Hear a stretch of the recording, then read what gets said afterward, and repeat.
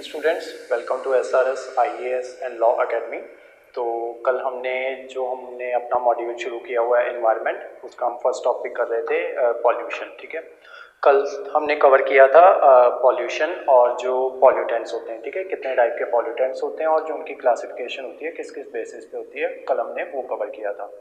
उसके अलावा कल हमने किया था लॉजिकल रीजनिंग का, हमने जो हमारा फर्स्ट टॉपिक है वो स्टार्ट किया था, जो है नंबर सीरीज। ठीक है, आज की जो क्लास होगी, आज हम कवर करेंगे आज की क्लास में एयर पॉल्यूशन, और आज की जो क्लास है वो थोड़ी लंबी जा सकती है। ठीक है, तो एयर पॉल्यूशन के बारे में आज करेंगे, और उसके अलावा जो नंबर सीरीज में जो नेक्स्ट वो है ना टाइप्स हैं नंबर सीरीज की। ठीक है, और आज हम 4 टाइप्स और करेंगे। ठीक है, नंबर सीरीज की। तो आज की क्लास चलिए हम शुरू करते हैं। तो कल आपने कर लिया था यहाँ तक कि पॉल्यूशन तक कवर कर लिया था। तो अभी जो आज का जो हमारा टॉपिक है वो है, आज का टॉपिक है एयर पॉल्यूशन।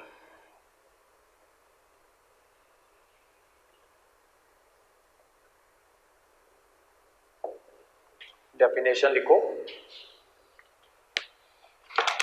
एक ना मैं कॉमन डेफिनेशन बताता हूँ, सब में वही लिख लिया करो। मैंने शायद कल आपको लिखवाई भी थी। हाँ, देखो, any undesirable change in the physical, chemical and biological characteristics of air. ठीक है, एयर पॉल्यूशन में एयर लिख देना, वाटर पॉल्यूशन में वाटर लिख देना। ठीक है, सॉइल पॉल्यूशन में सॉइल लिख देना। ठीक है, ऐसे जो भी पॉल्यूशन हो उसमें वो लिख देना।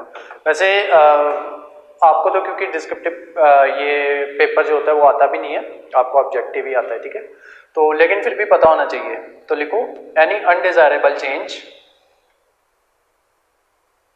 in the physical, chemical and biological characteristics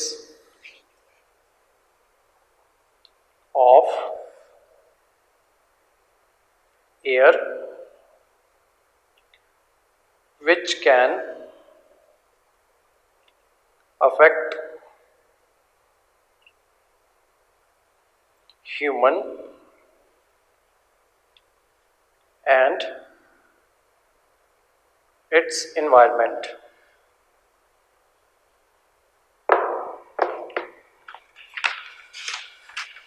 air pollution हो गया। अब लिखो इसके पॉल्यूटेंट्स।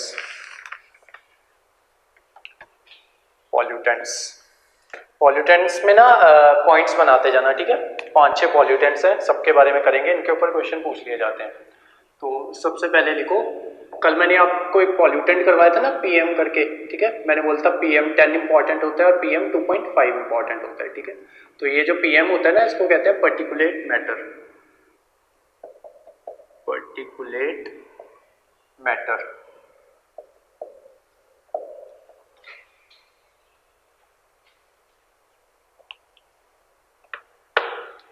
इसमें लिखो, these are the matter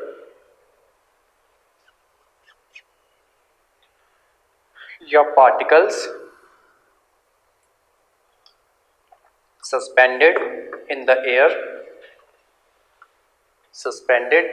such as dust,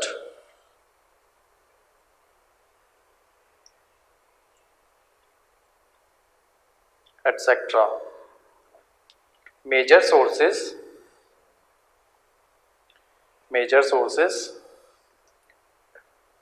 industries,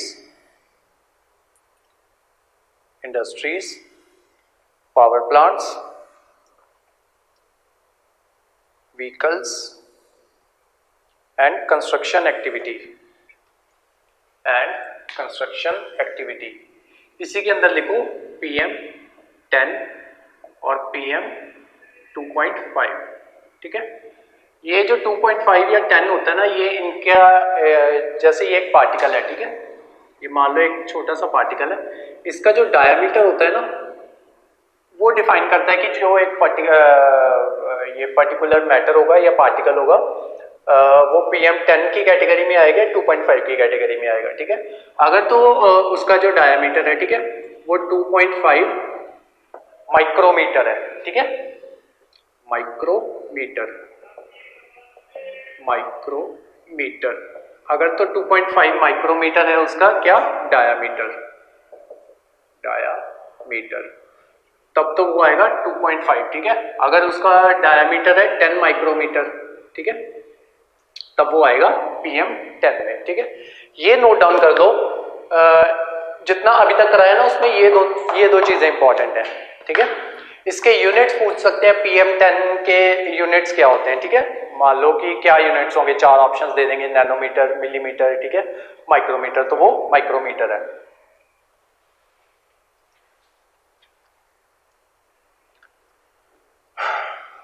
next लिखो, ये फर्स्ट हो गया। इसमें ना जो सवाल बनते हैं आपके वो इस तरीके से बनते हैं, जैसे ये हमने पॉल्यूटेंट्स किए ना, अब इन पॉल्यूटेंट्स के एक तो सोर्स इंपॉर्टेंट होते हैं, ठीक है, दूसरा इन पॉल्यूटेंट के नेम्स इंपॉर्टेंट होते हैं, तीसरा इन पॉल्यूटेंट से जो जो बीमारियां होती हैं, ठीक है, जो जो डिजीज होती हैं वो इंपॉर्टेंट होती हैं, ठीक है। इससे जो आपका ये जो पॉल्यूशन का जो चैप्टर है ना, उसमें मेन इंपॉर्टेंट क्वेश्चंस यही बनते हैं। एक तो ये, ठीक है, सभी जितने भी हम पॉल्यूशंस करेंगे, वाटर पॉल्यूशन करेंगे या दूसरे करेंगे, उन सब में ये आएंगे, पॉल्यूटेंट्स आएंगे, ठीक है। अब उन पॉल्यूटेंट का कुछ ना कुछ सोर्स होगा, ठीक है, और उनसे कोई ना कोई डिजीज कॉज होती होगी, ठीक है। तो सब में ये इंपॉर्टेंट होंगे, और जो जो इंपॉर्टेंट होंगे उन पे मैं स्टार मार्क करवाता जाऊंगा, ठीक है। तो नेक्स्ट लिखो, नैनो पार्टिकल्स। नैनो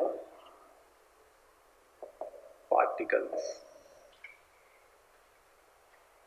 इसमें लिखो इनका साइज होता है नैनोमीटर्स में, और नैनोमीटर होता है 10⁹9 मीटर।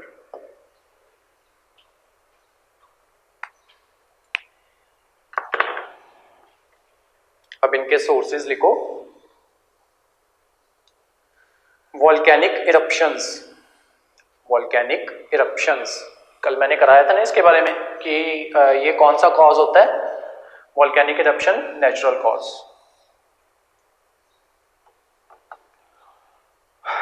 Volcanic eruptions. नेक्स्ट लिखो, डस्ट स्टॉर्म्स। Dust storms. मैं आज के और कल के नोट्स आपको एक साथ भेज दूंगा, ठीक है। कल एक ही पेज था इसलिए मैंने नोट्स आपको भेजे नहीं कल वाले। आज के और कल के नोट्स एक साथ भेज दूंगा, और आज क्योंकि हम वो कर लेंगे, नंबर सीरीज के क्वेश्चंस काफ़ी कर लेंगे, तो उसके अकॉर्डिंग जो उसके प्रैक्टिस क्वेश्चंस है वो भी मैं आपको सेंड कर दूंगा आज। हाँ, इसके सोर्सेज हो गए volcanic eruptions and dust storms. Dust storms वो होती हैं जो आंधियाँ आती हैं, ठीक है। जनरली डेजर्ट वाली डस्ट स्टॉर्म्स इसमें कंसिडर होती है, क्योंकि जो डेजर्ट के जो सॉइल पार्टिकल्स होते हैं ना, वो काफ़ी वो होते हैं, छोटे होते हैं। नेक्स्ट लिखो, effect of nano particles on dust cloud formation. Dust cloud formation.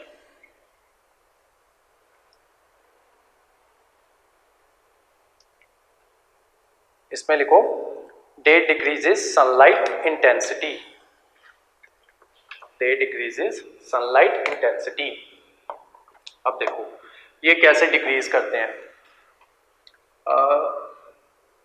मान लो ये इतना एरिया है, ठीक है, यहाँ पे ना वो है डेजर्ट है, ठीक है, और ये है हमारा सन। इसको अर्थ ही मान लो, अर्थ पे मान लो सारी जगह पे ना डेजर्ट है, ठीक है, और ये है सन, ठीक है। यहाँ पे कल मैंने आपको स्टोरी बताई थी ना कि सनरेज किस तरीके से हमारे लिए इंपॉर्टेंट है। अगर सनरेज ना आएंगी, कल हम जब कर रहे थे मैंने आपको बताया था कि हाँ, ग्रीन हाउस गैसेस क्यों इंपॉर्टेंट है, क्योंकि वो जो सनरेज होती हैं उसको कैप्चर कर लेती है, सन की हीट को बेसिकली कैप्चर कर लेती हैं वो। तो हाँ, तो ये हमारी डस्ट है ना, तो ये डस्ट पार्टिकल्स मान लो आंधी आई, डस्ट स्टॉर्म आई और सारी जगह पे ना, सारे अर्थ पे ये उड़ गए, ठीक है, डस्ट पार्टिकल्स उड़ गए।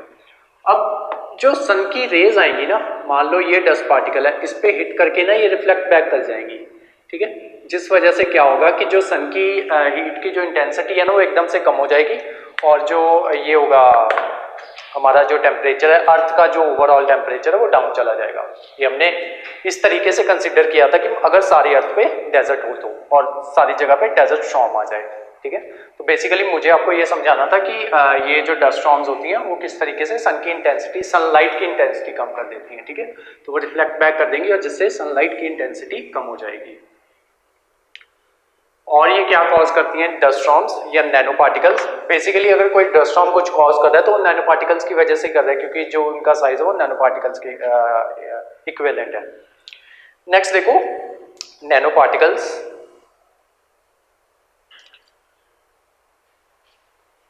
Effect on stratospheric temperature.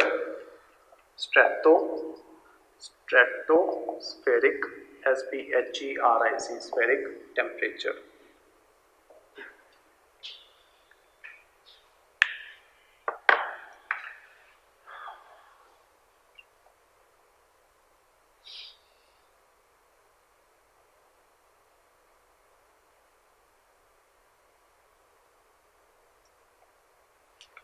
अब ये जो नैनो पार्टिकल्स होते हैं ना, जो हमारा एटमॉस्फेयर है ना वो लेयर्स में डिवाइडेड है, ठीक है। जैसे सबसे नीचे होती है ट्रोपोस्फेयर, ठीक है, उसके ऊपर होती है स्ट्रेटोस्फेयर, फिर होती है मीजोस्फेयर एंड देन होती है थर्मोस्फेयर, ठीक है। जितना भी वेदर फिनोमेना होता है ना वो ट्रोपोस्फेयर में होता है यहाँ पे। ये ना मैं अच्छे से करवाऊंगा आपको आज ना, मुझे बस आपको एक कॉन्सेप्ट समझाना है, इसीलिए ये चीज मैं लेके आया हूँ, ठीक है। ये है ट्रोपोस्फेयर, ये है स्ट्रेटोस्फेयर, ये है मीजोस्फेयर और ये है थर्मोस्फेयर। आज बस कंसेप्ट समझ लो। ये जो प्रॉपर है ना ये मैं अच्छे से करवाऊंगा, ये एनवायरनमेंट वाला पार्ट कि ये हमारे ये होते हैं, ये लेयर्स जो होती हैं ये अच्छे से करवाऊंगा, इस पे क्वेश्चंस बन जाते हैं। तो होता क्या है कि ये जो ट्रोपोस्फेयर है ना यहाँ पे ना ये होते हैं हाइड्रोजन के वो होते हैं मॉलिक्यूल्स होते हैं, ठीक है। वो नैनो पार्टिकल्स की वजह से ना वो जो हाइड्रोजन के मॉलिक्यूल्स हैं वो ना यहाँ पे पहुंच जाते हैं स्ट्रेटोस्फेयर में। जब ये स्ट्रेटोस्फेयर में पहुंच जाते हैं तो ये क्या करते हैं कि ये ना यहाँ का जो टेम्परेचर है वो लो कर देते हैं। ये जो हाइड्रोजन है जब ये ऊपर जाके ऑक्सीजन के साथ रिएक्ट करता है ना तो यहाँ पे बना देता है वाटर वेपर्स, ठीक है। वाटर वेपर्स यहाँ पे बना देता है। और अगर आपकी थोड़ी सी ज्योग्राफी अच्छी है तो जहाँ पे वाटर वेपर्स बन जाएंगे ना वहाँ पे ना क्लाउड फॉर्मेशन भी होगी, ठीक है। तो हाइड्रोजन के जो मॉलिक्यूल्स थे नैनो पार्टिकल्स की वजह से वो क्या हुए, वो स्ट्रेटोस्फेयर में चले गए, ठीक है। यहाँ पे जाके इन्होंने क्या किया कि ये हाइड्रोजन और ऑक्सीजन मिलके इन्होंने बना दिए वाटर वेपर्स, ठीक है। अब वाटर वेपर्स की वजह से क्या हुआ कि इसका ना टेम्परेचर इंक्रीज कर गया स्ट्रेटोस्फेयर का। जनरली स्ट्रेटोस्फेयर का टेम्परेचर कम होता है, ठीक है, ये हाइट के साथ इसका टेम्परेचर कम होता है, ट्रोपोस्फेयर का बढ़ता रहता है, ठीक है। जब ये करेंगे ना आपको अच्छे से समझ में आ जाएगा। जब ये वाला करेंगे तो होता क्या है कि अभी आप इतना मानो कि यहाँ पे वाटर बढ़ गया, वाटर वेपर्स बढ़ गए, जिस वजह से क्या हुआ यहाँ पे क्लाउड फॉर्मेशन हो गई, ठीक है। जो यहाँ पे जो क्लाउड्स बनते हैं ना उनको कहते हैं स्ट्रेटोस्फेरिक क्लाउड्स, ठीक है, क्योंकि वो स्ट्रेटोस्फेयर में बनते हैं। ये जो क्लाउड्स होते हैं ना ये क्या करते हैं, ये क्लाउड्स ना आपकी ओजोन को डिप्लीट करते हैं, ठीक है। तो बेसिकली हुआ क्या कि नैनो पार्टिकल्स ने क्या किया कि हाइड्रोजन को ऊपर भेज दिया, हाइड्रोजन ऊपर गई स्ट्रेटोस्फेयर में गई, वहां ऑक्सीजन के साथ रिएक्ट की, ऑक्सीजन के साथ रिएक्ट करके उसने क्लाउड्स बना दिए। अब जब क्लाउड्स बना दिए स्ट्रेटोस्फेयर में जो स्ट्रेटोस्फेरिक क्लाउड्स होते हैं वो अपनी ओजोन को डिप्लीट करते हैं, और ओजोन डिप्लीट होगी तो जो हार्मफुल रेज होंगी सनलाइट की, सन की, वो नीचे आएंगी, ठीक है, और वो हार्म कॉज करेंगे ह्यूमंस को भी, एनिमल्स को भी और प्लांट्स को भी, ठीक है। तो इस तरीके से ये नैनो पार्टिकल्स पॉल्यूटेंट का काम करते हैं, ठीक है। अब इसमें जो लिखने वाला है वो लिखो, effect of nanoparticles on stratospheric temperature. इसमें लिखो they form stratospheric clouds, stratospheric clouds spelling लिखो, ये बड़े हैं, बड़े बड़े लिख देता हूं मैं यहाँ पे, strato STRATO, stratospheric SPHERIC, stratospheric clouds CLOUDS, stratospheric clouds which are responsible for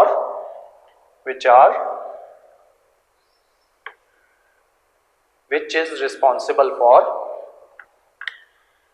depletion of ozone layer, depletion of ozone layer, third लिखो लेड, LEAD, लेड। ये सारा आपका एयर पॉल्यूटेंट्स चल रहे हैं अभी, और ये रिपीट भी होंगे पॉल्यूटेंट्स, ठीक है। अगर लेड एयर पॉल्यूशन में आ रहा है एज ए एयर पॉल्यूटेंट है, तब वो अलग तरीके की बीमारियां कॉज करेगा। जब वो पानी में होगा ना, फिर वो अलग तरीके की बीमारियां कॉज करेगा, ठीक है। नेक्स्ट लिखो lead, LEAD, lead.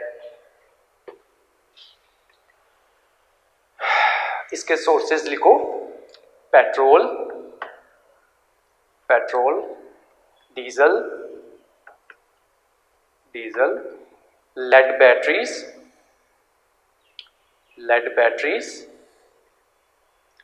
And paint, PAINT। जो घर में पेंट्स होते हैं ना, उसमें भी लेड प्रेजेंट होता है। ये लेड बेसिकली जब पेंट करने के बाद वो शाइन सी आती है ना, वो शाइन लेड की वजह से ही आती है।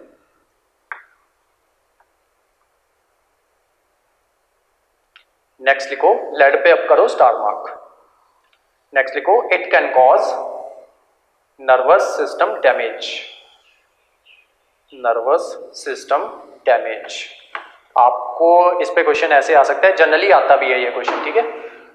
उसमें लिखा जाता है, 4 ऑप्शन दिए जाते हैं, फिर पूछा जाता है which of the following can cause nervous system damage. ये जनरली बच्चों में कॉज हो जाता है।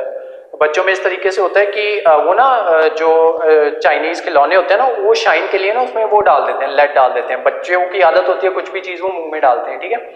उसकी वजह से बच्चों में ये नर्वस सिस्टम डैमेज हो जाता है, ठीक है। तो वो कुछ बच्चे ना वो हो जाते हैं, मतलब छोटी एज में कुछ बच्चे होते हैं ना थोड़े पागल टाइप हो जाते हैं, तो वो इससे होता है, लेड की वजह से होता है।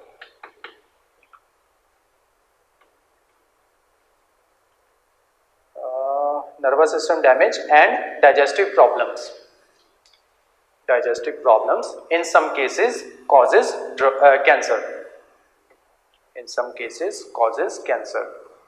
Next लिखो it also affects children in particular, ठीक है। लेड इंपॉर्टेंट है आपका, स्टार मार्क करके रखो इस पे, और इस पे भी स्टार मार्क करो, इस पे सर्कल करो नर्वस सिस्टम डैमेज पे।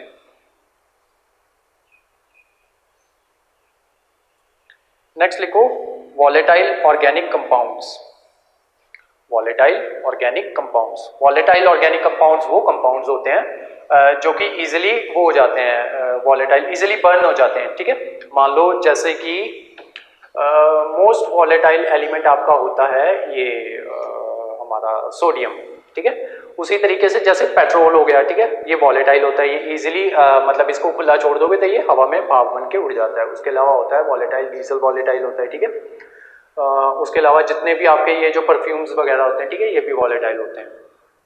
नेक्स्ट लिखो वॉलेटाइल ऑर्गेनिक कंपाउंड्स, इसमें लिखो these are group of carbon based chemicals, these are group of carbon based chemicals that gets easily evaporated at room temperature.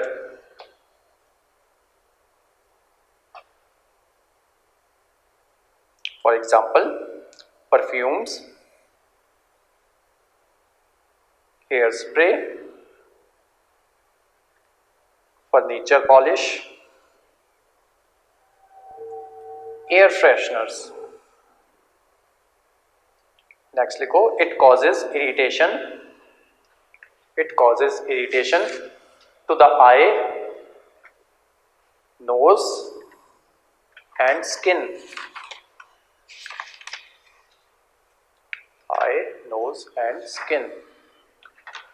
Next लिखो fly ash, fly ash. Fifth है fly ash, fly ash पे करो star mark.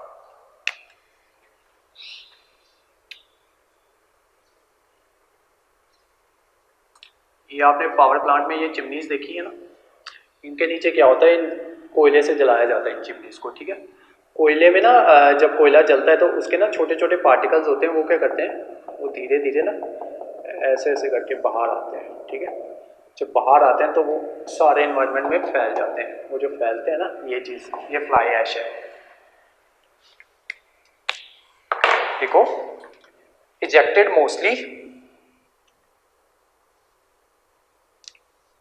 mostly by thermal power plants as produced by coal burning operations, coal कोयला वाला COAL। Composition लिखो fly ash की। Fly ऐश में क्या क्या होता है, ठीक है। It consist of silica, SILICA, silica. Second है aluminium oxides.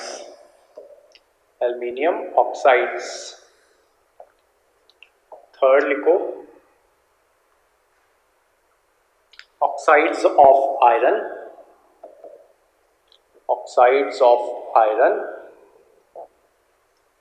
Calcium,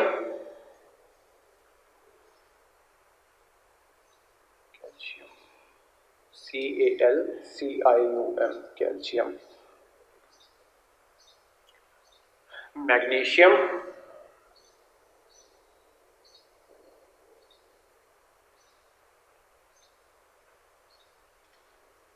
next toxic materials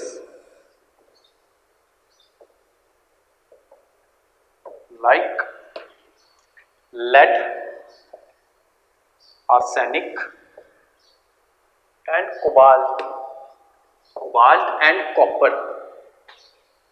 lead, arsenic, cobalt and copper।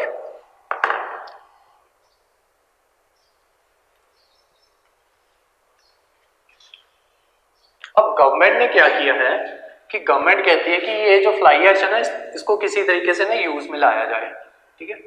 तो गवर्नमेंट ने ना अपनी जो स्ट्रेटजी है उसमें गवर्नमेंट ने बोला है कि फ्लाई ऐश की जो ब्रिक्स है ना उसको यूज़ करो, फ्लाई ऐश की ब्रिक्स बनाओ और उसको यूज़ करो। उसकी एक तो स्ट्रेंथ भी ज़्यादा है, हल्की भी है और उनकी जो टेंसाइल स्ट्रेंथ है वो भी काफ़ी ज़्यादा है, ठीक है। और वो कॉस्ट रिड्यूस करती है, मतलब सस्ती है।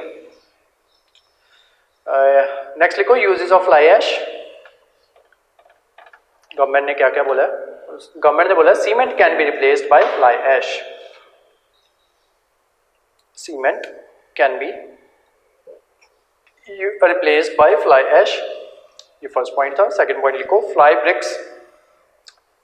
fly ash bricks can be used as building material,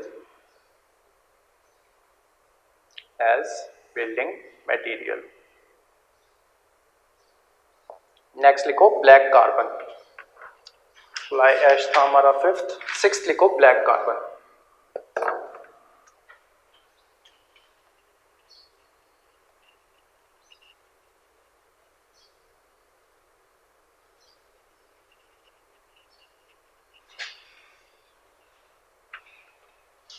black carbon पे करो स्टार मार्क। ब्लैक कार्बन से ज्यादा इंपॉर्टेंट ना आगे दो कार्बन आएंगे, ब्राउन कार्बन और ब्लू कार्बन, ठीक है, वो ज्यादा इंपॉर्टेंट है। ब्लैक कार्बन आप सबको पता है, ब्लैक कार्बन वही होती है जो कोयले से निकलता है ना, जो कार्बन, वही ब्लैक कार्बन होता है।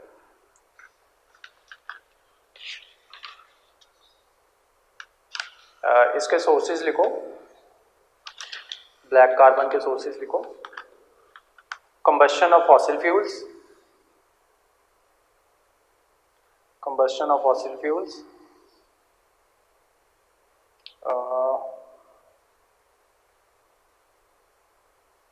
बस इसी में सब कुछ आ जाता है। फॉसिल फ्यूल्स मतलब जहाँ पे भी फॉसिल फ्यूल की कंजम्पशन होएगी, ठीक है, इंडस्ट्री में हो सकती है और उसके अलावा व्हीकल्स में हो सकती है, ठीक है। जहाँ पे फॉसिल फ्यूल की कंजम्पशन होएगी, ठीक है, वहाँ से ब्लैक कार्बन आएगी, ठीक है।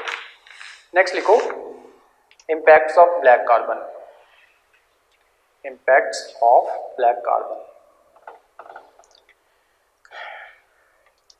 पहले ना इम्पैक्ट्स लिख लो, उसके बाद ना मैंने आज आपको एक कंसेप्ट करवाना है, अल्बीडो इफेक्ट, ठीक है। फिर उसको समझ लेना, अल्बीडो इफेक्ट पे करना स्टार मार्क, ठीक है। पहले ये लिख लो, इम्पैक्ट में लिखो very effective at absorbing light, क्योंकि ब्लैक गुड एब्जॉर्बर होता है ना लाइट का। लिखो very effective at absorbing light.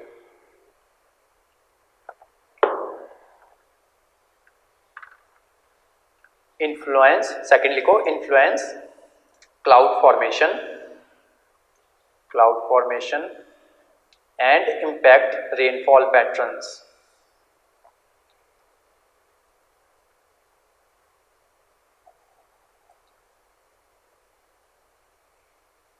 Next लिखो हीट द सरफेस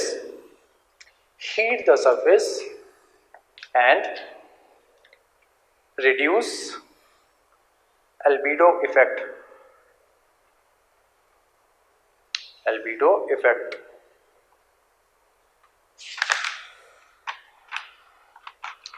अब आगे हेडिंग बनाओ अल्बीडो इफेक्ट की। अल्बीडो इफेक्ट की हेडिंग बनाओ और उस पर करो स्टार मार्क। अब समझो अल्बीडो इफेक्ट क्या होता है।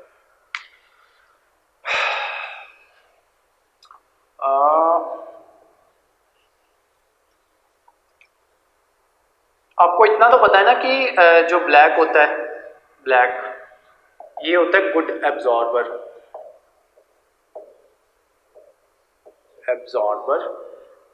ऑफ हीट, ठीक है। और गर्मियों में बोला जाता है कि वाइट कपड़े पहनो, ठीक है, WHITE वाइट। ये होता है बैड एब्जॉर्बर ऑफ हीट, ठीक है। मतलब हीट को रिफ्लेक्ट बैक कर देता है या हीट को इतना एब्जॉर्ब नहीं करता, जबकि ये जो ब्लैक होता है ये हीट को एब्जॉर्ब करता है, ठीक है। अब जो सन की रेज जो आती है ना अर्थ के ऊपर, जो सनरेज आती हैं अर्थ के ऊपर, मैंने आपको बताया था कि कुछ ना कुछ वो रिफ्लेक्ट बैक कर जाती हैं, ठीक है, कुछ को अर्थ एब्जॉर्ब कर लेता है। वो क्यों करता है? क्योंकि उसको सस्टेन करना है अर्थ को, ठीक है। अदरवाइज क्या होगा कि अगर सारी की सारी जो सन की जो लाइट है वो सारी की सारी बाहर चली जाएगी तो अर्थ पे दोबारा से आइस एज आ जाएगी, ठीक है। तो जो हमारे लिए वो हैबिटेबल नहीं रहेगी। उसके अलावा जो सनरेज हैं वो प्लांट्स के लिए इंपॉर्टेंट है, ठीक है। अगर वो पूरी की पूरी रिफ्लेक्ट बैक हो जाएंगी तो प्लांट्स को उसको एब्जॉर्ब नहीं कर पाएंगे और क्या होगा कि जो लाइफ है वो यहाँ पे पॉसिबल नहीं होगी, ठीक है। तो सनलाइट अर्थ के लिए इंपॉर्टेंट है, लेकिन जब पॉल्यूशन हो जाता है तो वो ज़्यादा सनलाइट को ट्रैप करना शुरू कर देते हैं, जिस वजह से क्या होता है टेम्परेचर इंक्रीज कर जाता है। एक बात। दूसरी बात, जो सनरेज है ना, मान लो ये सन है, ठीक है, और ये है हमारा अर्थ है, ये अर्थ का सरफेस है, ठीक है। अर्थ सरफेस है और यहाँ पे ना पहाड़ है, ठीक है, यहाँ पे पहाड़ है और यहाँ पे ना बर्फ है और ये बर्फ वाले पहाड़ हैं, ठीक है। यहाँ पे बर्फ गिरी हुई है ये, ठीक है। और यहाँ पे मान लो डेजर्ट है या फिर मान लो सड़क है, काले रंग की सड़क है, ठीक है, रोड ब्लैक। और यहां पे मान लो कि यहां पे ना एक इंडस्ट्री है, ठीक है, जो कि कर रही है फ्लाई ऐश कर रही है, ठीक है, यहां से फ्लाई ऐश आ रही है। अब नॉर्मल कंडीशन में क्या होगा, सबसे पहले समझो एल्बिडो इफेक्ट क्या होता है। जब सनलाइट की जो रेज आए ना, जो वाइट सरफेस होता है उस पर टकरा के वापस चली जाए, ठीक है, इस चीज को कहते हैं एल्बिडो इफेक्ट। या फिर वाइट सरफेस था रिफ्लेक्ट बैक कर जाए, ये है एल्बिडो इफेक्ट। इतना समझे? नेक्स्ट समझो। अब अगर ये एल्बिडो इफेक्ट नहीं होगा ना तो सारी की जितनी देखो सन की जो रेज है ना एक पर्टिकुलर उसमें ही थ्रेशोल्ड लेवल तक ही हमें चाहिए, ठीक है। अगर ये ना होगा ना तो क्या कहते हैं सन की जो सारी रेज होंगी ना वो सारी की सारी एब्जॉर्ब हो जाएंगी, जिस वजह से टेम्परेचर ज़्यादा बढ़ जाएगा, ठीक है। ज़्यादा टेम्परेचर भी खतरनाक है, गर्मियाँ चल रही हैं सबको पता है, ठीक है। लेकिन बिल्कुल ही एब्जॉर्ब ना हो वो भी खतरनाक है, ठीक है। उससे क्या होगा आइस एज आ जाएगी, ठीक है। अब देखो इसका रिफ्लेक्ट बैक होना वो है एल्बिडो इफेक्ट। इतना अगर समझ आ गया अब आगे चलते हैं, ठीक है, कि अब पहुंचते हैं जो हमने लिखा है कि फ्लाई ऐश की वजह से ये एल्बिडो इफेक्ट कम कैसे होता है। अब मान लो ये एक सनरे थी, एरोज लगा देता हूं ताकि आपको पता चल जाए, ठीक है। ये आई और ये रिफ्लेक्ट बैक कर गई, ठीक है। उसी तरीके से ये सनरे आई इस पे चल के आइस पे इस पे जाके रिफ्लेक्ट बैक कर गई। अब जो ये है ना रोड है, ठीक है, ये ब्लैक कलर की है, ठीक है। ये क्या करेगी सनलाइट को ना कुछ हद तक एब्जॉर्ब कर लेगी, बाकी जितनी भी होगी उसको थोड़ी सी को वो कर देगी, रिफ्लेक्ट बैक कर देगी, ठीक है। लेकिन ये इसको एब्जॉर्ब कर लेगी, जिस वजह से क्या होगा कि ये जो यहाँ का जो टेम्परेचर होता है वो बढ़ जाता है, ठीक है। रोड का टेम्परेचर जनरली देखना वो बढ़ जाता है, ठीक है। अब पहुंचते हैं उधर। यहाँ क्या हो रहा था कि एक फैक्ट्री थी, ठीक है। ये फैक्ट्री से क्या हो रहा था कि फ्लाई ऐश आ रही थी, ठीक है। तो जो फ्लाई ऐश आ रही थी ना, वो उड़ उड़ के उसने क्या किया, वो यहाँ पे डिपॉजिट होना शुरू हो गई आइस पे, ठीक है। ये आइस पे डिपॉजिट होना शुरू हो गई। अब क्या होगा, अब जब ये सनलाइट इस पे आएगी ना, तो ये ब्लैक सरफेस की वजह से यहाँ पे सनलाइट एब्जॉर्ब होना शुरू हो जाएगी, ठीक है। यहाँ पे एब्जॉर्ब होना शुरू हो गई। अब क्या होगा कि ये जो आइस होगी ना, इसका टेम्परेचर इंक्रीज करेगा, ठीक है।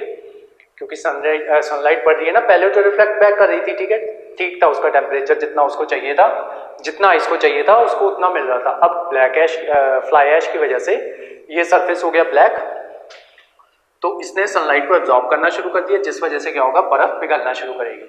और वो जो कहते हैं ना कि ये जो हमारे आइस कैप्स पिघल रहे हैं, ठीक है, वो उनमें से वन ऑफ द रीजन ये भी है, ठीक है। ये fly ash one of the reason है। और जिस वजह से क्या होता है कि जो टेम्परेचर हमारा है वो इंक्रीज होता जा रहा है। और जब जो हमारे ग्लेशियर्स या ये मेल्ट होते हैं, उस वजह से क्या होता है कि जो टेम्परेचर होता है वो बढ़ जाता है, और जो हमारा वाटर लेवल होता है वो इंक्रीज हो जाता है, जिस वजह से क्या होते हैं, फ्लड्स आते हैं, ठीक है। और असम में भी काफ़ी फ्लड्स चल रहे हैं, ठीक है। करंट अफेयर्स का पार्ट है, आपको पता होना चाहिए। तो ये था आपका एल्बिडो इफेक्ट। और जो हमने फर्स्ट लाइन लिखी थी ना इम्पैक्ट में, it is very effective at absorbing light hitting it surrounding, ठीक है, ये पॉइंट किया था हमने। अब समझ गए हो कि एब्जॉर्ब लाइट कैसे एब्जॉर्ब करता है। उसके अलावा हमने किया था when deposited on ice and snow black carbon reduce surface albedo and heat the surface, ठीक है। अब समझ गए कि जैसे वो यहाँ पे आएगी, फ्लाई ऐश यहाँ पे आएगी, तो किस तरीके से वो इफेक्ट करेगी, एल्बिडो इफेक्ट उससे कम होगा। हाँ, बस ये 2 पॉइंट समझाने थे मैंने आपको।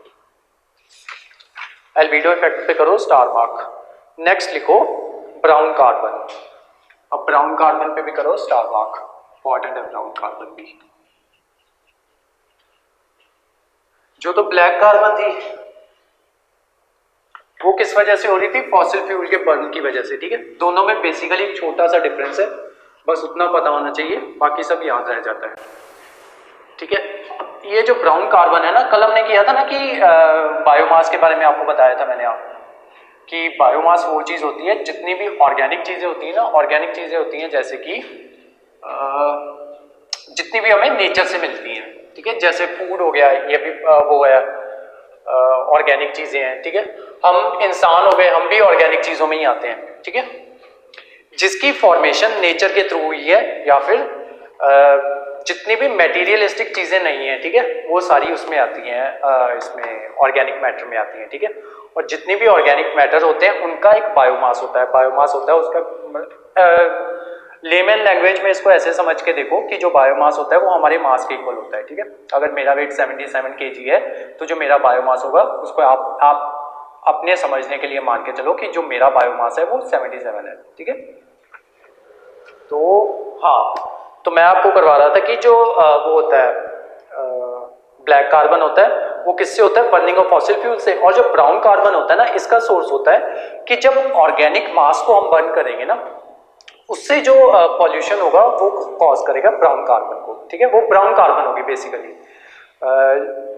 जब उसको हम कंजम्पशन करेंगे इसकी ऑर्गेनिक मैटर की। एग्जांपल देता हूँ, जैसे मान लो क्या किया कि आपने ना, हाँ, पेड़ को आग लगाई, ठीक है। जब पेड़ को आग लगाओगे तो ऑर्गेनिक मैटर है वो, या पेड़ के पत्तों को आग लगाई आपने, ठीक है, तो वो ऑर्गेनिक मैटर है, ठीक है। उससे जो पॉल्यूशन कॉज होगा या उससे जो कार्बन निकलेगी, ठीक है, वो कार्बन कहलाई जाएगी ब्राउन कार्बन, ठीक है। तो लिखो ब्राउन कार्बन में, it originate primarily during combustion of organic biomass,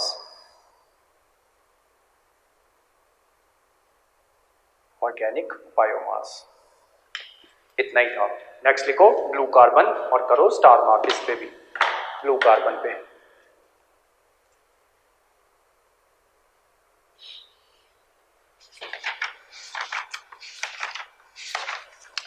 carbon में लिखो, it is a carbon stored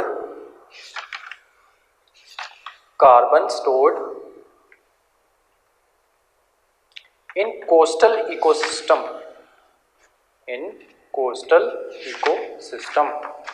अब इसको समझो, ब्लू कार्बन क्या होता है।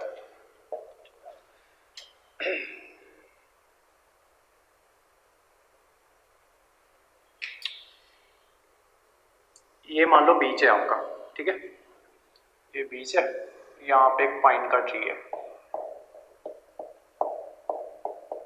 ठीक है, एज्यूम कर लेना, यहाँ पाइन का ट्री है, यहाँ पे वाटर,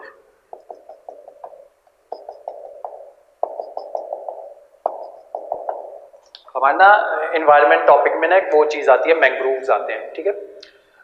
जब वो करेंगे ना बायोडाइवर्सिटी करेंगे, जब बायोडाइवर्सिटी करेंगे ना उसमें आते हैं मैंग्रोव्स असल में ये होते हैं। अब ये बीच है ना, ये समुद्र है, समुद्र का पानी सबको पता है खारा होता है, ठीक है। जो मैंग्रोव्स होते हैं ना वो यहाँ पे उगते हैं, ठीक है, यहाँ पे इनके होते हैं पत्ते ऐसे करके, और ये इकलौते ऐसे वो हैं जो खारे पानी में जिंदा रह लेते हैं, ठीक है। वो क्यों रहते हैं, वो एक बैक्टीरिया होता है उसकी वजह से रह पाते हैं, वो बताऊंगा आगे जाके, जब करेंगे तब बताऊंगा। अब यहाँ पे क्या है, एक इंडस्ट्री है, मान लो ये इंडस्ट्री है, ये कार्बन एमिट कर रही है, ठीक है। अब जो आपका ये होता है ना, जब क्लाइमेट चेंज करेंगे ना तब एक और चीज करवाऊंगा, कार्बन सीक्वेस्ट्रेशन, ठीक है, अच्छे से तब समझ में आएगा। अभी इतना समझ लो, दो बातें समझो, एक तो आप समझ लोगे, दूसरी को ऐसे ही याद कर लेना, जब कार्बन सीक्वेस्ट्रेशन करवाएंगे ना तब समझ जाओगे।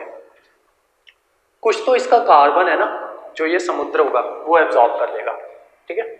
दूसरा, अब ये प्लांट्स हैं, ठीक है, इनको कार्बन चाहिए होता है, ठीक है, कुछ जो आपका कार्बन है ये अब्जॉर्ब कर लेंगे क्योंकि फोटोसिंथेसिस करना होता है, ठीक है, तो ये कार्बन को कन्वर्ट करते हैं ऑक्सीजन में in the presence of sunlight, ठीक है। तो ये जो ब्लू कार्बन है ना हमारा, ये अच्छा वाला कार्बन होता है। एक हो गया ब्लैक कार्बन, दूसरा हो गया ब्राउन कार्बन, तीसरा हो गया ब्लू कार्बन। जो तो ब्लैक था, ठीक है, वो तो बुरा है, वो किसकी कंजम्पशन से होता है, कोल की, ठीक है। ये जो ब्राउन है ये भी बुरा है, ये किसकी कंजम्पशन से होता है, बायोमास की या ऑर्गेनिक मैटर की। ये जो ब्लू कार्बन है ना ये अच्छा है, ठीक है। ये क्या करता है, ये जो बुरा वाला कार्बन है ना ये उसको एब्जॉर्ब करता है, ठीक है, तो उसको कहते हैं ब्लू कार्बन। और जब ये करता है कोस्टल एरियाज पे बेसिकली, मतलब ब्लू एरिया, ये ब्लू सी से याद रख लेना, ठीक है, बीच से याद रखना है ब्लू, ठीक है। तो जब जहां पे भी जो कार्बन है ना वो एब्जॉर्ब होगा कहां पे, या तो इसमें सी में या फिर ये जो सी के आसपास वाले प्लांट्स हैं उनसे जब एब्जॉर्ब होगा तो उस कार्बन को कहा जाएगा ब्लू कार्बन, ठीक है। तो ये सारे थे आपके पॉल्यूटेंट्स, ठीक है। और जो ब्लू कार्बन होता है वो बेसिकली वो पॉल्यूटेंट नहीं होता, ठीक है। अब इनसे रिलेट करता था इसलिए मैंने आपको करवा दिया है, ठीक है। तो उसको पॉल्यूटेंट की कैटेगरी में मत डालना, साइड पे ना ब्लू कार्बन का बस छोटा सा नोट बना लेना, और लिखवाई तो दिया ही है मैंने शायद आपको। It is a carbon stored और सीक्वेस्ट्रेटेड इन कोस्टल इकोसिस्टम। हाँ, ये इकोसिस्टम का पार्ट होता है, जब इकोसिस्टम आएगा तब आएगा ये।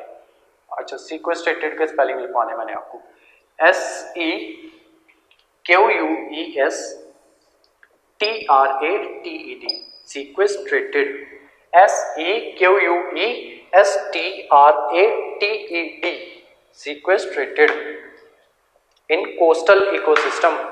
ये कोस्टल एरियाज होते हैं, ठीक है, कोस्टल, COASTAL, कोस्टल इकोसिस्टम। ये जो बीच होता है ना इसको कोस्ट भी कहा जाता है।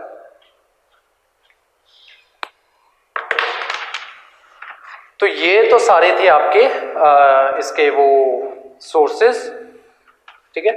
अब जो आगे जो आएगा ना आपका, आगे आपके एयर पॉल्यूशन में दो टॉपिक्स रहते हैं, ठीक है। एक तो मैंने बनवाने आपसे चार्ट्स, ठीक है, टेबल में 3 कॉलम्स हमारे बना करेंगे एक में आया करेगा हमारे पॉल्यूटेंट का नाम, दूसरे में उसका सोर्स, तीसरे में उसका इम्पैक्ट, ठीक है। इम्पैक्ट में वही डिजीज जो ये कॉज करते हैं, ठीक है। और उसके अलावा जो आपको जो सेकंड टॉपिक जो मैंने आपको करवाना है वो करवाना है कि जो गवर्नमेंट ऑफ इंडिया है उसने क्या क्या स्कीम्स शुरू की हुई हैं।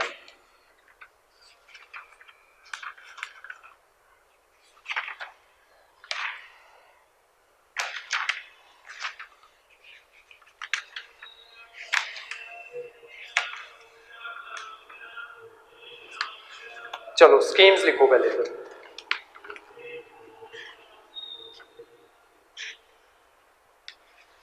स्कीम्स लिखो। सबसे पहली लिखो national ambient, AMBIENT, national ambient air quality standards. National ambient air quality standards, ये है फर्स्ट स्कीम। इसमें सरकार ने क्या किया है कि उसने ना 12 गैसेस, 12 पॉल्यूटेंट्स उसको सिलेक्ट किया है, ठीक है। और जो उसकी जो वो है ना क्वालिटी है, मतलब उसकी क्वांटिटी वो मेजर करती रहती है कि जो हमारी एयर है, ठीक है, उसमें जो ये जो 12 के 12 जो पॉल्यूटेंट्स हैं इनकी जो क्वांटिटी है वो कितनी चल रही है, ठीक है। जब वो एक पर्टिकुलर थ्रेशोल्ड लिमिट से इंक्रीज कर जाती है, ठीक है, तब जो सरकार क्या है वो वार्निंग लॉन्च वो कर देती है, वार्निंग लॉन्च कर देती है, ठीक है। तो उसके अकॉर्डिंग जो उसके एक्शंस है वो लिए जाते हैं, जैसे कि मान लो हमने किया पार्टिकुलेट मैटर 10 या फिर पार्टिकुलेट मैटर 2.5 या फिर हमने किया कि ऑक्साइड्स ऑफ कार्बन, ठीक है। अब सरकार देखती है कि अच्छा कार्बन की जो क्वांटिटी है ना वो एकदम से इंक्रीज हो गई है। एग्जांपल देता हूँ, जैसे ही जब भी ये आता है ना हमारी दिवाली आने वाली होती है या दिवाली से पहले जब ये फसल काटते हैं हम उसकी धान की, ठीक है, तो हम क्या करते हैं वो जो हस्क होता है उसको जला देते हैं। तो ये जो दिल्ली वाले होते हैं ये उस टाइम पे बड़ा वो करते हैं कि मतलब जो यहाँ के किसान है वो जला रहे हैं, ठीक है। तो अपने वो देते हैं कि वहाँ पे उस वजह से फनलिंग इफेक्ट हो रहा है दिल्ली में। फनलिंग इफेक्ट ये होता है कि जैसे मान लो ये दिल्ली है ना आपकी, ये दिल्ली है, तो यहाँ पे ना एक फनल सा बन जाता है, ठीक है। तो ये जो है ना ये फनलिंग इफेक्ट ये कॉज करके ये जो सारा जो धुआं है ना वो दिल्ली पे फेंकता है, ठीक है।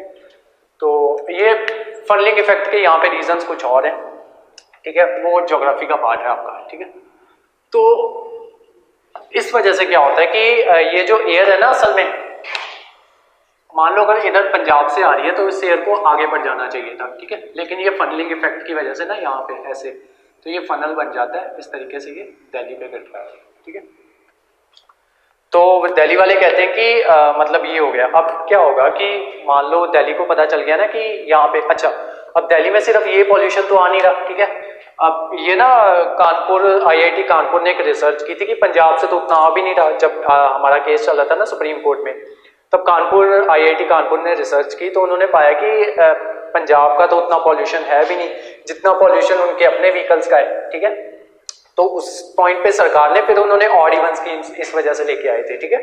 तो और उसके अलावा जितना उनका इंडस्ट्री का पॉल्यूशन है उन्होंने ना प्रॉपर ऐसे पाई चार्ट बनाया था, ठीक है। उसमें जो हमारा पंजाब से पॉल्यूशन आ रहा था ना वो पर्टिकुलर सिर्फ 2 मंथ्स में ना 17% आ रहा था। अदरवाइज अगर होल ईयर का देखें ना होल ईयर में वो है 1.7 समथिंग, 1.9 या 1.7, ठीक है। तब ये जो पिटिशनर्स थे उन्होंने बोला कि अगर पंजाब से अगर 17% आ रहा है वो सिर्फ तभी आ रहा है जब उनके जो पीक मंथ्स हैं, अदरवाइज पंजाब से जितना ये जो पॉल्यूशन आ रहा है वो 1.9 है, ठीक है। तो जो तुम्हारा जो बाकी का पॉल्यूशन है वो तुम्हारी खुद की वजह से है, ठीक है, तुम्हारी इंडस्ट्री की वजह से, तुम्हारे व्हीकल्स की वजह से है, ठीक है।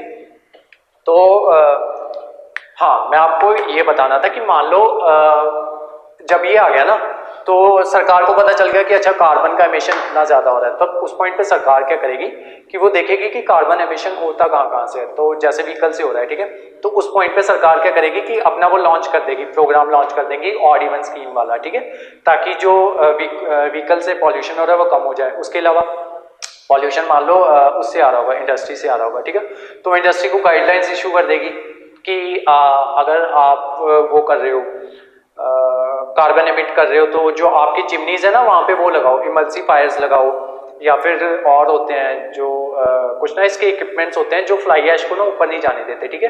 वो क्या करते हैं कि फ्लाई ऐश को ना फ्लाई ऐश के ऊपर ना ये पानी गिरा के वो फ्लाई ऐश को नीचे ही फेंक देते हैं, ठीक है, और वहाँ से फिर उस फ्लाई ऐश को इकट्ठा कर लेते हैं और फिर उसको सीमेंट इंडस्ट्री को दे देते हैं या फिर ब्रिक इंडस्ट्री को दे देते हैं ताकि उसकी फ्लाई ऐश ब्रिक्स बना ली जाए, ठीक है।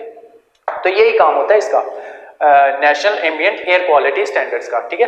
तो अब इसके बारे में लिखो, these were notified in 1992 and revised in 2009 for 12 pollutants।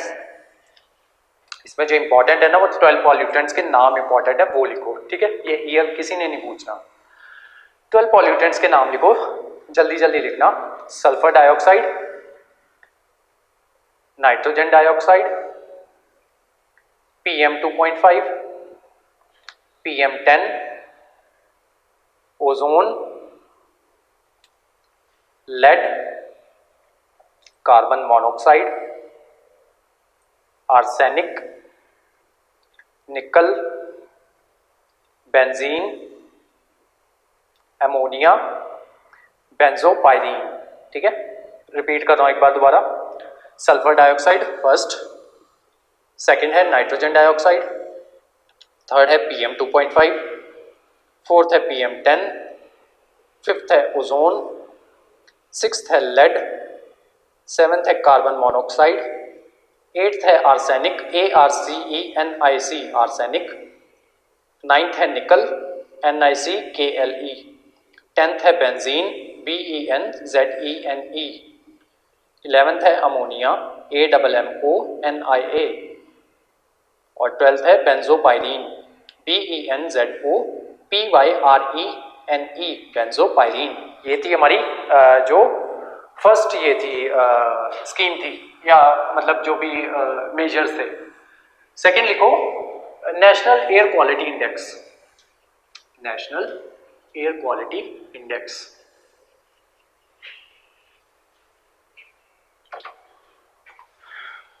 इसमें लिखो it was launched by ministry of environment, ministry of, अच्छा इसमें याद रखना कार्बन डाइऑक्साइड नहीं है, ठीक है, कार्बन मोनोऑक्साइड है, यहाँ पे कंफ्यूज करेंगे, यहीं पे करना होगा। तो इसके आपसे पूछ लेंगे नेशनल एम्बिएंट एयर क्वालिटी जो स्टैंडर्ड्स है उसमें कौन कौन सी गैसेज हैं, ठीक है, कार्बन डाइऑक्साइड का नाम डाल देंगे, ठीक है। सबको लगता है कि कार्बन डाइऑक्साइड होगी, ठीक है, और वो है नहीं, इसमें कार्बन मोनोऑक्साइड है। नेक्स्ट लिखो national air quality index, it was launched by ministry environment ministry in April 2015, in April 2015 under स्वच्छ भारत अभियान, स्वच्छ भारत अभियान। इसमें लिखो पॉल्यूटेंट्स, 8 पॉल्यूटेंट्स हैं इसमें, ठीक है, पिछले में 12 थे, इसमें 8 हैं। लिखो कौन कौन से, PM10, PM10, PM2.5, nitrogen dioxide, first है PM10, सेकेंड है PM2.5, थर्ड है नाइट्रोजन डाइऑक्साइड, फोर्थ है सल्फर डाइऑक्साइड, फिफ्थ है कार्बन मोनोऑक्साइड, सिक्स्थ है ओजोन, सेवेंथ है अमोनिया और एट्थ है लेड, एट्थ है लेड। नेक्स्ट लिखो BS norms, Bharat state emission norms, Bharat state emission norms.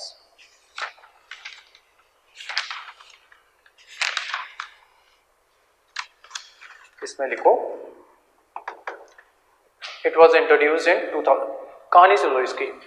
Bharat state norms क्या है कि यूरोप में ना ये चलते हैं ऑटोमोबाइल्स के ना नॉर्म्स चलते हैं, एमिशन नॉर्म्स चलते हैं। वो क्या करते हैं कि हर 2 साल बाद ना अपने नॉर्म्स चेंज करते रहते हैं, ठीक है। चेंज करने का रीज़न ये है कि बेटर क्वालिटी के इंजन्स लेके आना, ठीक है, बेटर क्वालिटी के इंजन्स आएंगे तो क्या होगा कि जो फॉसिल फ्यूल होगा ना वो अच्छे से बर्न कर पाएगा। अब क्या होता है कि जो हमारा फॉसिल फ्यूल है वो अच्छे से बर्न नहीं कर पाता, जिस वजह से क्या होता है पॉल्यूशन ज़्यादा होता है, ठीक है। तो अगर बेटर भारत स्टेट नॉर्म्स जो हम अपनाएंगे उससे क्या होगा कि बेटर क्वालिटी के इंजन आएंगे, बेटर क्वालिटी के इंजन आएंगे तो जो फॉसिल फ्यूल होगा अच्छे से बर्न कर पाएगा, अच्छे से बर्न होगा तो उससे क्या होगा, पॉल्यूशन कम होगा। ठीक है, तो जो हमारा इंडिया था ना वो काफी टाइम से BS नॉर्म 4 पे अटका हुआ था। ठीक है, अब जब ये नई सरकार आई ना तो इन्होंने क्या किया कि हमारा चला था, हम चले थे BS 4 पे। ठीक है, हम चले थे BS 4 पे। ठीक है, अब होना क्या चाहिए था, हमें BS 4 के बाद BS 5 पे शिफ्ट होना चाहिए था। ठीक है, और उसके बाद शिफ्ट होना था हमें BS 6 पे। ठीक है, ये जो गवर्नमेंट आई ना, नई आई गवर्नमेंट, इसने क्या किया कि ये स्टेप को स्किप कर दिया, वो सीधे कहती कि BS 6 पे सीधा शिफ्ट हो जाओ। ठीक है, अब इसके पीछे वो क्या कहते हैं, अब प्रॉब्लम यहाँ पे ये है कि जो ऑटोमोबाइल्स कंपनीज होती है ना, उन्होंने बहुत से मतलब उन्होंने ना सीधा ऐसे अल्टीमेटम दे दिया कि आज के बाद BS 4 के ये जो व्हीकल्स है ना, इस पर्टिकुलर डेट के बाद बनने बंद हो जाएंगे। ठीक है, तो ये क्या कहते हैं,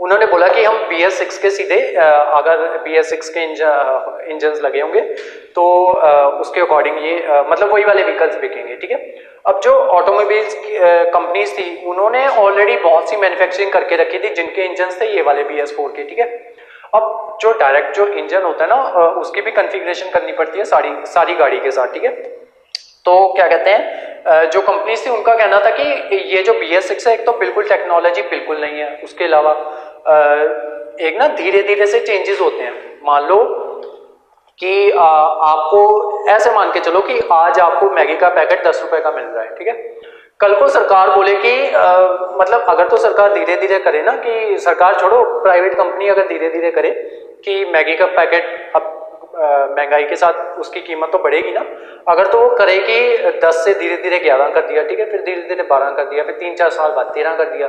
ठीक है, अगर तो कीमत ऐसे बढ़े, ठीक है, फिर तो समझ में आता है।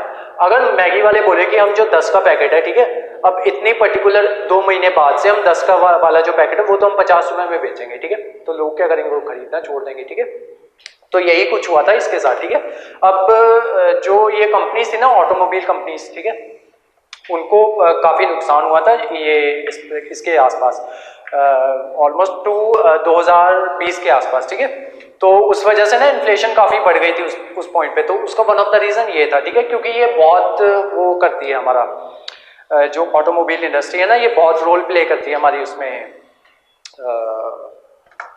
ये क्या कहते हैं, इन्फ्लेशन में, और उसमें भी इन्होंने ना वो फिर जो इनके प्लांट्स थे उसमें वो भी जो उसको कहते हैं कि लेबर कट भी बहुत किया था। ठीक है, अपने मतलब काफ़ी लेबर को इन्होंने उस पर भेज दिया था, छुट्टी पे भेज दिया था, या काफ़ी अनएम्प्लॉयमेंट काफ़ी हुई थी इस वजह से। ठीक है, तो जो हमारे काम का है ना वो लिखो। ये स्टोरी आपको मैंने इसलिए बतानी थी कि आपको ये समझ में आया जाए कि भारत स्टेट एमिशन नॉर्म्स क्या हैं। ये काफ़ी न्यूज़ में था ना, तो उस वजह से ये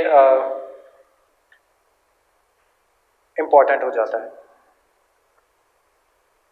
अच्छा, अब लिखो Bharat stage emission norms were introduced in 2000।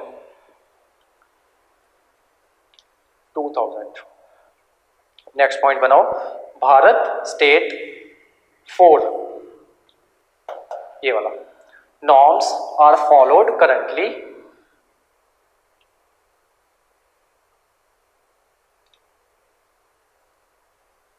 Are followed नहीं, वर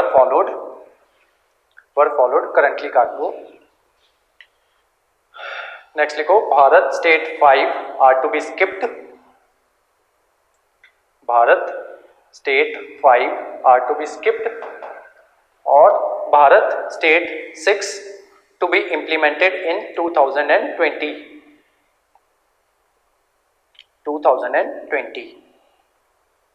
नेक्स्ट लिखो, under Bharat 6 norms, BS 6 norms, vehicles will be fitted with selective catalytic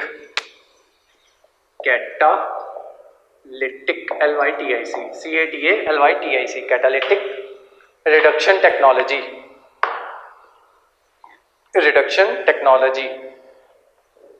which control nitrogen oxide by injecting a catalyst, by injecting a catalyst, catalyst, catalyst,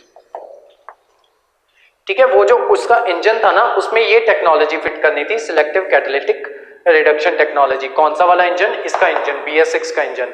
अब मैंने आपको बताया था ना कि ये जो फॉसिल फ्यूल्स हैं, ठीक है, इनके बर्न से ये नाइट्रोजन, कल नाइट्रोजन कर रहे थे।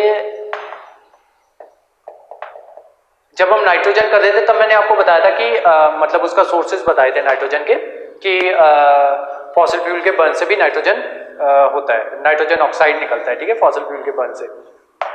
तो उन्होंने क्या किया कि ये टेक्नोलॉजी लेके आए, ठीक है, catalytic, selective catalytic reduction technology, ठीक है, SCR, selective catalytic reduction technology, ठीक है।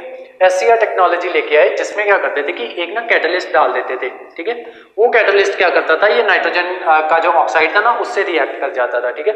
अब उससे रिएक्ट करता था, ये जो नाइट्रोजन था ना, ये हमारे एटमॉस्फेयर में जो वो थी एमिशन थी उसकी, वो कम हो जाती थी, ठीक है।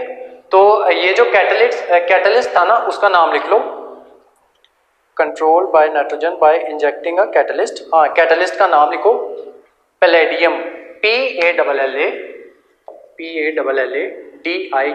पैलेडियम, ठीक है। ये है उस कैटलिस्ट का नाम।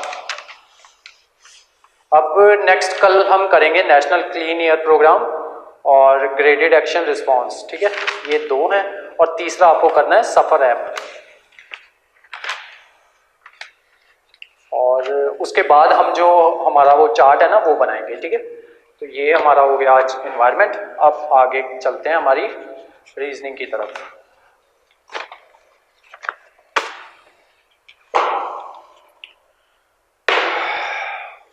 कल हमने 3 टाइप्स कर ली थी ना रीजनिंग की, उसकी सीरीज की। आज करेंगे चौथी टाइप। चौथी टाइप शुरू करने से पहले ना आपको स्क्वायर्स और क्यूब्स के बारे में पता है? अगर पता है तो 1 से लेके ना 20 तक के स्क्वायर्स जो हैं उसको लिख लो एक अपने पेज पे, यहीं पे 1 से लेके 20 तक स्क्वायर्स लिख लो। और जिनको नहीं पता ना, वो भी लिख लेना और इसको याद कर लेना। ये सिर्फ इसी टॉपिक में नहीं, आगे भी जो टॉपिक्स आएंगे ना, जैसे सिंप्लीफिकेशन का टॉपिक आएगा और टॉपिक्स आएंगे। सिंप्लीफिकेशन शायद आपके, हाँ, सिंप्लीफिकेशन नहीं है आपके उसमें सिलेबस पे। आगे और टॉपिक्स आएंगे, वहां पे यूजफुल होंगे आपको, ठीक है। तो ऐसे करके हेडिंग बना लो स्क्वायर्स, ठीक है। तो लिखना शुरू कर दो। 1 का स्क्वायर 1 स्क्वायर 1, 2 का स्क्वायर 4, 3 का स्क्वायर 9, 4 का स्क्वायर 16, 5 का स्क्वायर 25, 6 का स्क्वायर 36, 7 का स्क्वायर 49, 8 का स्क्वायर 64, 9 का स्क्वायर 81, 10 का स्क्वायर 100। आगे लिख लो, उस साइड लिख लो। 11 का स्क्वायर 121, 12 का स्क्वायर 144, 13 का 169, 14 का 196, 15 का 225, 16 का 256, 17 का 289, 18 का 324, 19 का 361 और 20 का 400। स्क्वायर्स के बाद लिखो क्यूब्स। मैं 10 तक लिखाऊंगा, वैसे इससे आगे पूछते भी नहीं है, फिर भी आप 20 तक कर लेना। वैसे 10 तक ही पूछते हैं, आप इतना बड़ा पूछा तो है नहीं कभी। क्यूब्स, 1 का क्यूब 1, 2 का क्यूब 8, 3 का क्यूब 27, 4 का क्यूब 64, 5 का क्यूब 125, 6 का क्यूब 216, 7 का क्यूब 343, 8 का क्यूब 512, 9 का क्यूब 729 और 10 का क्यूब 1000।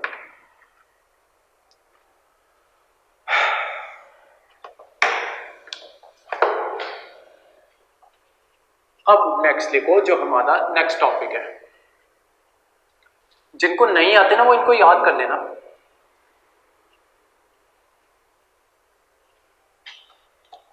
नेक्स्ट टाइप है, कल हमने 3 टाइप्स की थी ना, टाइप 4।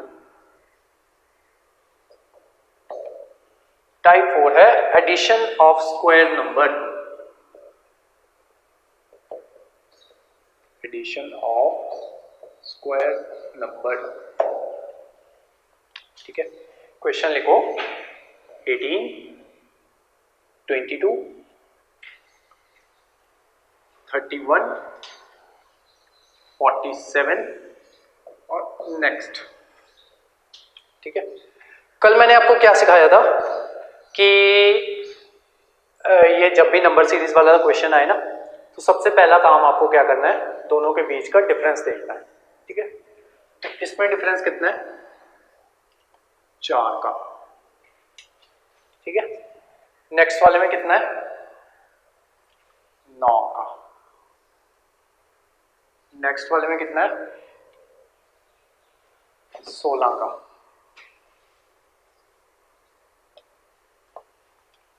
अब पैटर्न देख रहे हो, मैंने आपको स्क्वायर्स करवाए थे ना। 4 क्या था, 2 का स्क्वायर, ठीक है। 9 क्या था, 3 का square.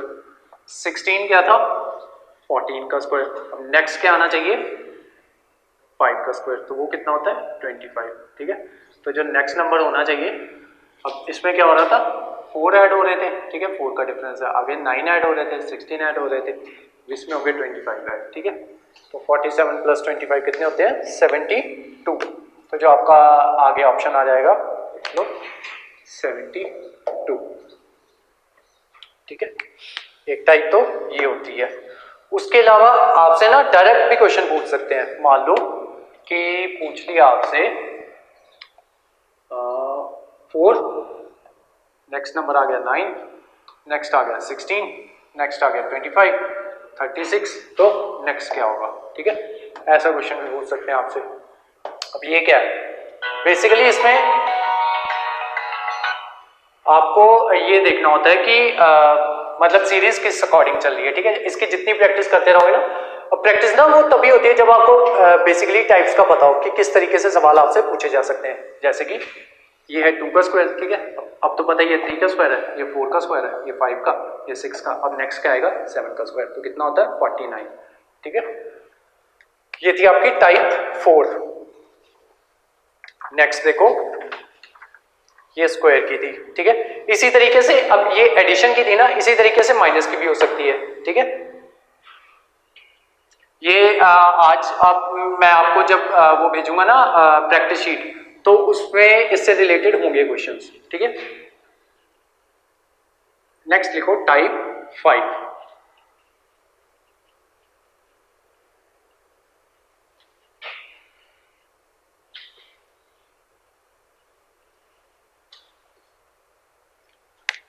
Type 5 addition of cubes.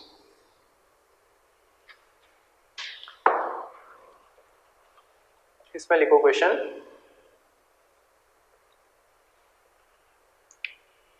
8,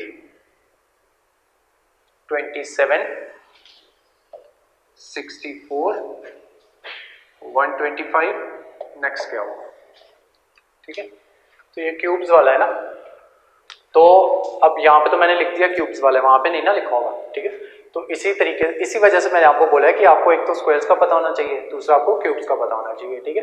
अगर आपने पढ़े होते या जिन्होंने पढ़े होंगे उनके लिए क्वेश्चन तो कुछ भी नहीं है, उनके लिए बहुत ईजी है, ठीक है। उनको पता है 8 क्या होता है, 2 का क्यूब होता है, ठीक है। 27 क्या होता है, 3 का क्यूब होता है, और ये 4 का क्यूब होता है, और ये 5 का क्यूब होता है। तो जो नेक्स्ट आएगा वो 6 का क्यूब आएगा, ठीक है। तो वो होता है 216। तो जो इसका आंसर आएगा वो आएगा 216। एक तो टाइप होगी ये कि डायरेक्ट ही आपसे क्यूब्स पूछ लिए, ठीक है। अब इसमें क्या हो सकता है कि क्यूब में कुछ ना कुछ प्लस करने को भी कह सकते हैं, ठीक है। जैसे कि ये देखो, नेक्स्ट क्वेश्चन देखते हैं 20, 21, 29, 56 और नेक्स्ट क्या होगा, ठीक है। तो क्या करो, डिफरेंस देखो सबसे पहले कितना आ रहा है 1 का, ठीक है। नेक्स्ट डिफरेंस देखो 8 का, नेक्स्ट देखो 27,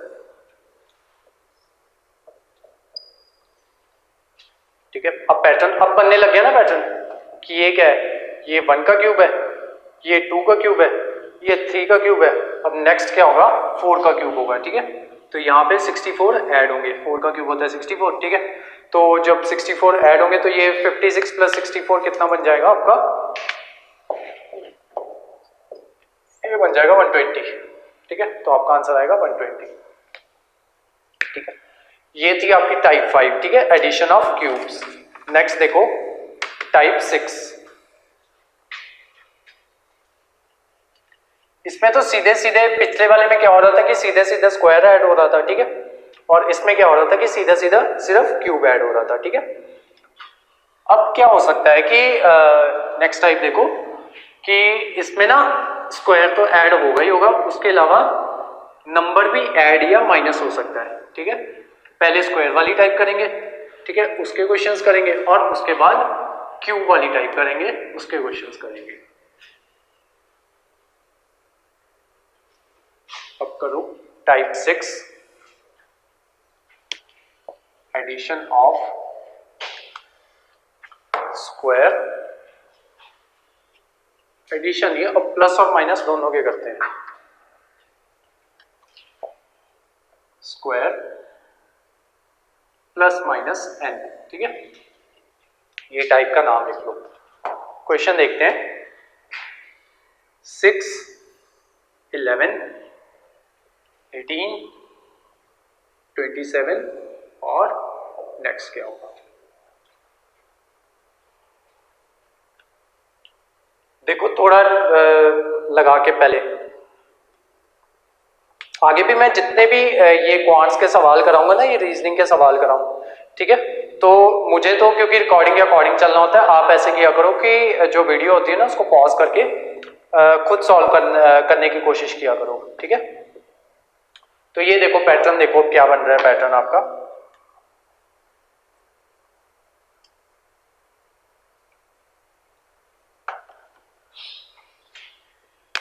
इसको हम ऐसे लिख सकते हैं 2 स्क्वायर प्लस 2, ठीक है। 2 स्क्वायर कितना हो गया 4, 4 प्लस 2 6। इसको ऐसे लिख सकते हैं 3 स्क्वायर प्लस 2,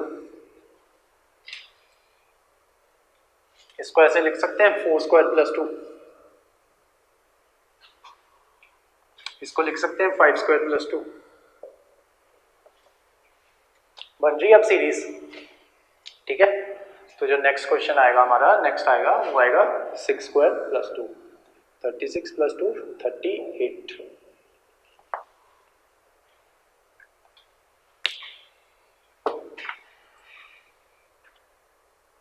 ठीक है। एक तो टाइप ये थी, ठीक है, इसमें ये था हमारा, ये तो हमारा स्क्वायर नंबर था, ठीक है।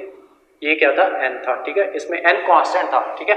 यहाँ पे भी 2 ऐड हो रहा है, यहाँ पे भी 2 ऐड हो रहा है, यहाँ पे भी 2 ऐड हो रहा है, 2 ऐड, ठीक है। एक तो टाइप होती है ये, ठीक है। इसी से पहले यहाँ पे माइनस भी हो सकता है, ठीक है। यहाँ पे प्लस था, माइनस भी हो सकता है। इसके अलावा एक और टाइप करते हैं, उसमें क्या करते हैं कि इसको बदलते हैं, यहाँ पे सिर्फ 2 ऐड हो रहा है ना, इसको इंक्रीज करते हैं। लिखो क्वेश्चन 6,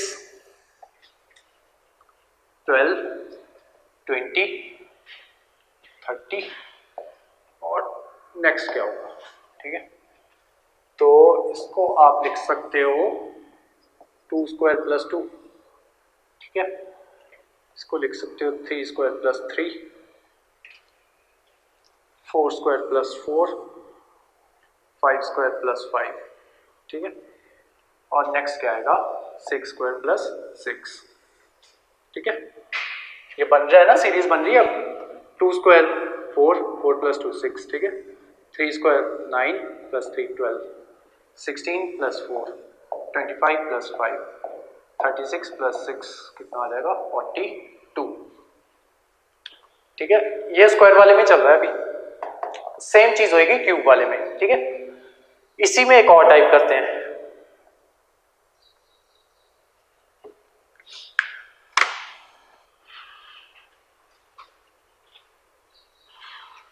ये जो मैंने रब की ये टाइप, इसमें क्या था, ये जो नंबर चल रहा था कांस्टेंट चल रहा था, जो हमारा n था, ठीक है।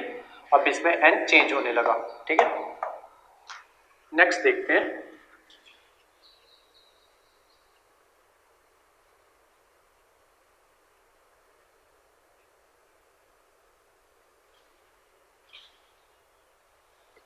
क्वेश्चन नोट करो, 40, 41, 37,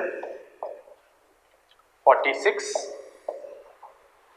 और 30, 30।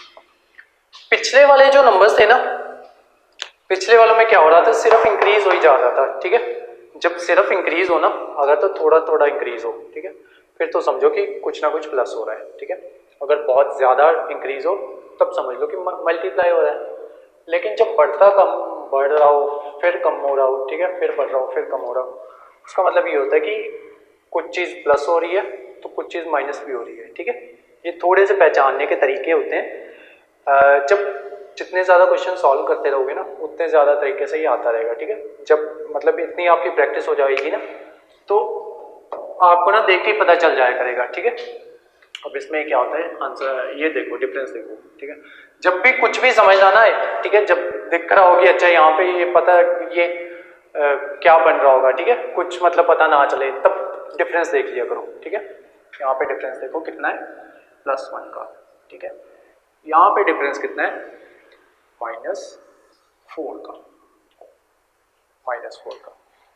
यहाँ पे डिफरेंस कितना है, 6, 7, 8, 9 का, लेकिन प्लस का। यहाँ पे डिफरेंस कितना है, 16 का, -16, ठीक है। अब सीरीज समझ में आ रही है, 1, 4, 9, 16, ये क्या है, ये स्क्वायर्स है, किस किस के, 1 स्क्वायर है 1 का, 2 का, 3 का स्क्वायर, 4 का स्क्वायर, नेक्स्ट का आएगा 5 का स्क्वायर। इतना तो पता चल गया 25 आएगा। अब प्लस का आएगा कि माइनस का आएगा, वो देखो, प्लस है माइनस है, प्लस है माइनस है, प्लस का आएगा, ठीक है। तो जो नेक्स्ट फिगर आएगी हमारी, जो नेक्स्ट वो आएगी 30 + 25, तो वो होगी 55,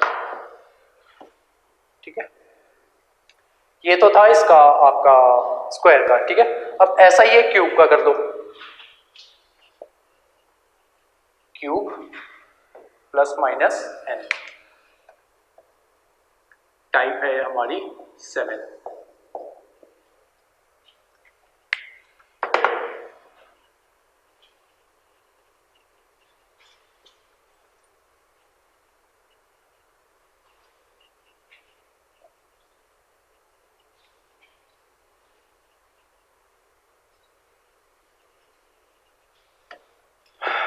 लिखो क्वेश्चन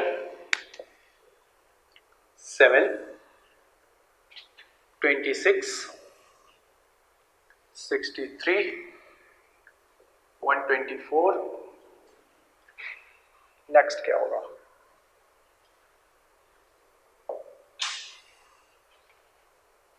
तो ये सारे क्या लग रहे हैं आपको, देखो एक बार ना पॉज करके दिमाग लगाओ अपना।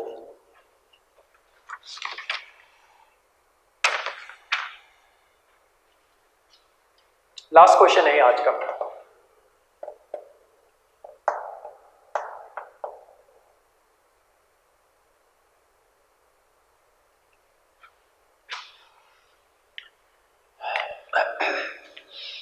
ये सारे आपको क्यूब के पास नहीं नजर आ रहे, ठीक है। क्यूब्स ना अच्छे से याद कर लेना, जब याद कर लोगे ना फिर आपको ज्यादा अच्छे से समझ में आने लगेगा। ये देखो 2 का क्यूब कितना होता है, 8, ये 8 से 1 कम है ना। 3 का क्यूब होता है 27, 27 से 1 कम है। 4 का क्यूब कितना होता है 64, 5 का कितना होता है 125, तो ये क्या है 2 क्यूब -1, ठीक है। ये क्या है 3 क्यूब -1, ये क्या है 4 क्यूब -1, ये क्या है 5 क्यूब -1, तो जो नेक्स्ट होगा वो क्या आएगा 6 क्यूब -1, तो 6 क्यूब कितना होता है 216, ठीक है।